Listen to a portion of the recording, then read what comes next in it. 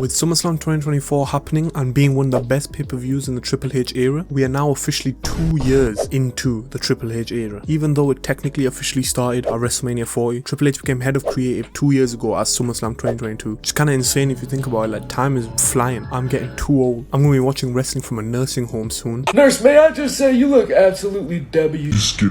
But I want to revisit how absolutely insane the start of the Triple H era was. The wrestling world went absolutely crazy. Vince McMahon stepped back, Triple H became head of creative. Everyone was unsure of what's going to happen. Obviously the boys that watched NXT Black and Gold knew what was going to happen, but a lot of the mainstream wrestling community had no idea where wrestling would be now. Then Triple H went on that run from SummerSlam 2022 all the way to WrestleMania 39 of just a godly streak of amazing pay-per-views and amazing matches. Obviously he still does that now, but the fact that he had just come into the company and he had changed it so insanely, completely from an absolutely garbage product that it was, This nigga is trash. into this brand new exciting product with good storylines and really exciting matches to watch. But today I wanted to focus on one of my favourite pay-per-views of the entire Triple H era, which happened right at the start, just Clash of the Castle 2022 in Cardiff, Wales. Now the reason this pay-per-view is so close to my heart is because I was actually there. This was my first ever wrestling show that I've ever been to live in person, because they never went out of America, especially not into the UK, so this was a huge moment. And yes, that is part of why I hold it so highly, but then I recently watched it back from, a TV viewer's perspective, and this pay-per-view is still absolutely amazing. Now on paper, when you look at the card, it doesn't look that good. You've got a lot of tag matches with no stakes and very few title matches, but each match delivered completely in this whole pay-per-view. So let me go through why Clash of the Castle 2022 was so special even to this day, and why it's one of my favourite wrestling pay-per-views of all time, for reasons other than me just being a mark and being happy that I get to see wrestling live for the first time. Now there was actually a pay-per-view kickoff match at Clash of the Castle, which was Madcap Moss and the Street Profits versus Alpha Academy and Austin Theory. It was a proper random match. I don't even know the storyline behind it. I don't know how this even occurred, but this match was really fun. 6 great workers in the ring, and they all made a very entertaining match, and it gave that hype up to the crowd first as they were settling into their seats. Now another match that I was really happy with was Damage Control versus Bianca Belair, Alexa Bliss and Asuka. Now this was a weird time in wrestling where random babyfaces were teaming up. I mean, it still happens now, especially in the Triple H era, it does happen a lot, but this is when Damage Control actually weren't a joke. Remember that time in 2023 to the beginning of 2024 where Damage Control just became an absolute joke, losing to everyone? They were actually a serious team right now because they had just debuted recently, and what better way to debut by defeating 3 of the biggest women's faces in the entire company in Alexa Bliss, Bianca Belair and Asuka. It was a brilliant match. The UK crowd loved Bayley as usual. It was great seeing Dakota Kai. I love seeing Io Sky, one of my favourite women's wrestlers, and the match was really good. Some great in-ring work, good character work, and obviously good to see Bayley in the UK. The entire crowd was going crazy for her singing a song. And another great match in this card. Despite this feud not being my favourite, I didn't really like the Bianca Belair Damage Control feud, because then Bianca Belair went on to just destroy Bayley in all their matches and stuff. But then we move on to one of the best matches in the entire year, one of the best wrestling matches in a long time, which was Gunther versus Sheamus. Now this match, it was perfect. I feel honoured to have seen this greatness live. I feel like those guys in Baki watching the Yujiro versus Baki Hanma fight. I witnessed greatness happen before me. They beat the absolute dog shit out of each other. Gunther actually got booed properly, but he still clearly had the respect of the UK crowd because he's such a UK legend, and everyone wanted Sheamus to get that final belt win to become a Grand Slam champion, get that Intercontinental title, and it was an absolutely amazing match. They beat each other from pillar to post. It had physicality, it had great crowd moments, it had great wrestling, it just had everything. This match was absolutely amazing match, and the fact that I got to see this live is absolutely insane. Now after this match, I remember we were in the crowd, we were absolutely exhausted. We screamed and cried and started tweaking this whole match. So afterwards, when Liv Morgan versus Shayna Baszler for the SmackDown Women's Championship happened, the crowd was completely dead and exhausted from the last match. It was like Randy Orton versus Triple H at WrestleMania 25. The crowd had just witnessed Shawn Michaels versus The Undertaker. Now this was the worst match of the night by far. This Liv Morgan title run was awful, I'm not gonna lie. She had to win some weird ass ways to beat all her opponents. They were boring matches, and this was really Shayna Baszler's last proper chance to actually have a chance to win. This was the last time I considered Shayna Baszler like a top contender to actually win the belt, because ever since then she's just been disrespected. But yeah, the crowd was absolutely done in this match. Even the crowd couldn't help it. It was just a very boring, slow match, which was very common in that Liv Morgan title reign. Thank God she's having so much of a better title reign now. Now this match, the match itself, which was Edge and Rey Mysterio versus Finn Balor and Damian Priest, it was okay. It was a fun match. I enjoyed it. The crowd, obviously, we were extremely excited to see Edge and Rey Mysterio. Crowd, we were all bellowing Edge's theme. It was an absolutely amazing time.